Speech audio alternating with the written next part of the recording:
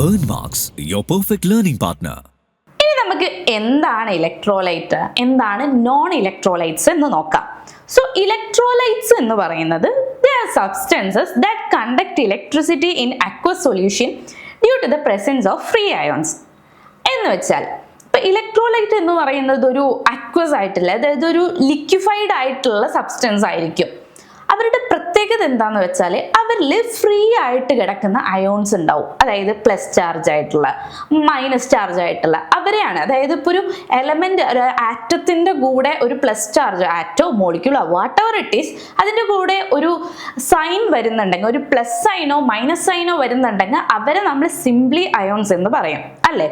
So അങ്ങനത്തെ free ആയിട്ട് കിടക്കുന്ന, അതായത് വേറെ ഒരു ആറ്റോ ആയിട്ടോ മോളിക്യൂളോ ആയിട്ടോ ബോണ്ട് ചെയ്യാത്ത ഫ്രീ ആയിട്ട് കിടക്കുന്ന അയോൺസ് ഉണ്ട് എന്നുണ്ടെങ്കിൽ അവരെയാണ് നമ്മൾ ഫ്രീ അയോൺസ് എന്ന് പറയുന്നത്.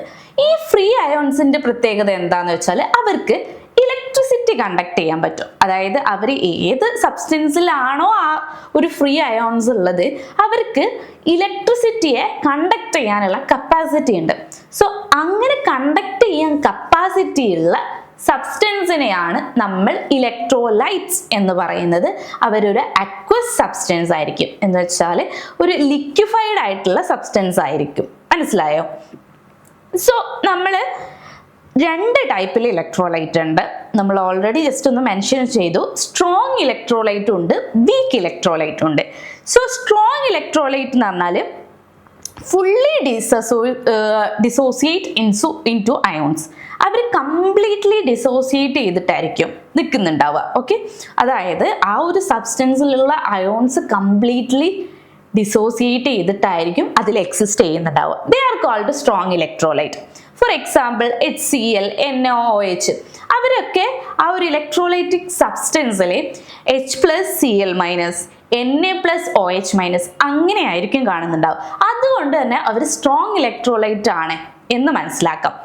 രണ്ടാമത്തെ കേസ് വരുന്നത് വീക്ക് ഇലക്ട്രോലൈറ്റ്. വീക്ക് ഇലക്ട്രോലൈറ്റ് എന്ന് പറഞ്ഞാൽ ആ ഒരു ടോട്ടൽ ആറ്റംസ് എല്ലാം കൂടി ഡിസോസിയേറ്റ് ചെയ്യത്തില്ല. അവരൊരു പാർഷ്യൽ ഡിസോസിയേഷൻ മാത്രമേ പറ്റത്തുള്ളൂ അവരെ കൊണ്ട്. ഓക്കെ, സോ അങ്ങനത്തെ അക്വസ് മീഡിയം വരുന്ന കെമിസ്ട്രിയാണ് അയോണിക് ഇക്വിലിബ്രിയത്തിൽ നമ്മൾ ഡീൽ ചെയ്യുന്നത്.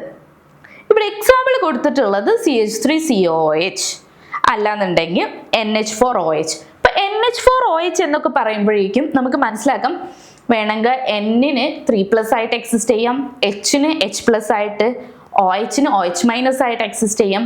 ബട്ട് ആക്ച്വലി ഇവിടെ എന്താ സംഭവിക്കുന്നത് വെച്ചാൽ NH+ഉം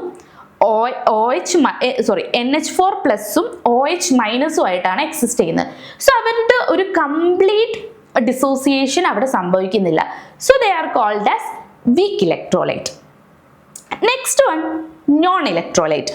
so they do not dissociate into ions, hence they do not conduct electricity.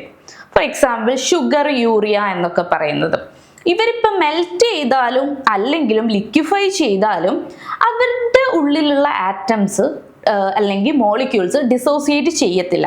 Free അയോൺസും ഉണ്ടാവില്ല. അതുകൊണ്ട് ഫ്രീ അയോൺസ് ഇല്ല എന്നുണ്ടെങ്കിൽ അവിടെ ഒരിക്കലും ഇലക്ട്രിസിറ്റി കണ്ടക്ട് ചെയ്യാൻ പറ്റില്ല. സോ അതാണ് നോൺ ഇലക്ട്രോലൈറ്റ്സ്. എക്സാമ്പിൾ വരുന്നതാണ് ഷുഗർ, യൂറിയ ഒക്കെ. നെക്സ്റ്റ് നമുക്കൊരു എക്സാമ്പിൾ ക്വസ്റ്റ്യൻ നോക്കാം, ഒരു ഡെയിലി ബേസിലുള്ള കാര്യം. Why is NaCl a strong electrolyte while CH3COOH is not? Answer ഇങ്ങനെയാണ്. സോ നമ്മളിപ്പോൾ ഓൾറെഡി ഡിസ്കസ് ചെയ്തു, NaCl-നെ കംപ്ലീറ്റ്ലി വാട്ടറിൽ ഡിസോസിയേറ്റ് ചെയ്യാറ്. അതായത് നമ്മൾ ഉപ്പ് എടുത്തിട്ട് വെള്ളത്തിൽ കലക്കുകയാണെന്നുണ്ടെങ്കിൽ കംപ്ലീറ്റ്ലി അവർക്ക് ഡിസോസിയേറ്റ് ചെയ്യാൻ പറ്റും as Na+ and Na+ and Cl- ആയിട്ട്. പക്ഷെ നമ്മൾ CH3COOH, അതായത് അസറ്റിക് ആസിഡ് ആണ് എടുക്കുന്നതെന്നുണ്ടെങ്കിൽ അവർക്ക് പാർഷ്യൽ ഡിസോസിയേഷനെ പറ്റുള്ളൂ. ബിക്കോസ് അവരൊരു ഇക്വിലിബ്രിയം സ്റ്റേറ്റിലേക്ക് പോകും. ഓക്കെ, അപ്പോൾ ഒരു കംപ്ലീറ്റ് ഡിസോസിയേഷൻ അവിടെ സംഭവിക്കുന്നില്ല. സോ അതുകൊണ്ടാണ് NaCl ഒരു സ്ട്രോങ് ഇലക്ട്രോലൈറ്റും അസറ്റിക് ആസിഡ് ഒരു വീക്ക് ഇലക്ട്രോലൈറ്റും ആവുന്നത്.